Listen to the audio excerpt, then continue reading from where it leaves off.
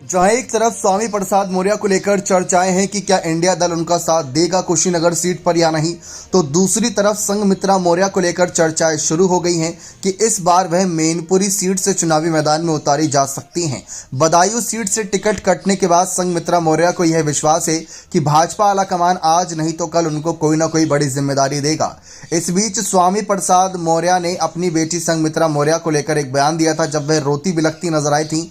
भले ही वो राजा दशरथ की कहानी सुनकर रोई या अन्य किसी कारण की वजह से, लेकिन स्वामी प्रसाद मौर्य ने अपने कहीं ना कहीं दिल की बात कहते हुए कह दिया था कि अपनी बेटी कहने में भी उन्हें शर्म आती है।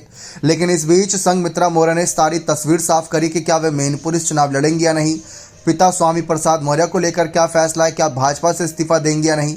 तो इस बीच उन्होंने अपनी सारी तस्वीर साफ करी। उन्होंने कहा कि बदायूं में कहा कि मैं परिवार और पार्टी को हमेशा साथ लेकर चलती हूं।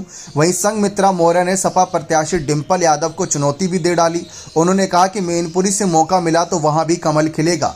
वहीं पिता स्वामी प्रसाद मौर्य को लेकर कहा कि पिता और बेटी के रिश्ते कभी खत्म नहीं होंगे, उसको मैं हमेशा निभाती रहूंगी। जब शिवपाल द्वारा चुनाव प्रचार करने पर सवाल किया गया तो संघमित्रा ने जवाब देते हुए कहा कि हमारा भाई दुर्विजय शाक्य चुनाव लड़ रहा है, हम उन्हें ही चुनाव लड़वाएंगे।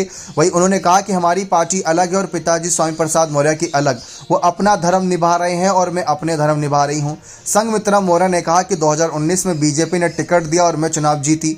उन्होंने मैनपुरी टिकट को लेकर चल रही चर्चाओं पर कहा कि अगर पार्टी का शीर्ष नेतृत्व निर्णय लेगा तो वहां भी कमल खिलेगा। वहीं दूसरी तरफ मंगलवार को बदायूं पहुंचे भाजपा प्रदेश अध्यक्ष भूपेंद्र चौधरी ने पार्टी कार्यालय पर पदाधिकारियों के साथ एक बैठक की, इसमें चुनावी रणनीति पर चर्चा की। यहां प्रदेश अध्यक्ष भूपेंद्र चौधरी ने कहा कि सपा सरकार में गुंडागर्दी, भ्रष्टाचार व्याप्त तथा पूरे प्रदेश दंगाइयों के हवाले था। वहीं शिवपाल यादव के विवादित बयान को लेकर भी हमला किया।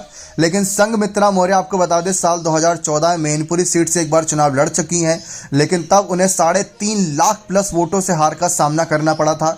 लेकिन तब उन्होंने मायावती की बसपा से टिकट पाकर चुनाव लड़ा था मैनपुरी सीट पर। उनके पिता ने भी उनका पूरा साथ दिया था, इसके बावजूद भी वह हार गई थी। लेकिन जिस तरीके से बदायूं सीट सपा के गढ़ की सीट उन्होंने छीनकर भाजपा की झोली में डाली, ठीक वही उम्मीद इस बार उनको जागी होगी मैनपुरी सीट पर कि अगर संघमित्रा वहां पर कमल खिला देती हैं तो ये बहुत बड़ी जीत मानी जाएगी भाजपा की। बने रहे चैनल के साथ, बहुत बहुत धन्यवाद।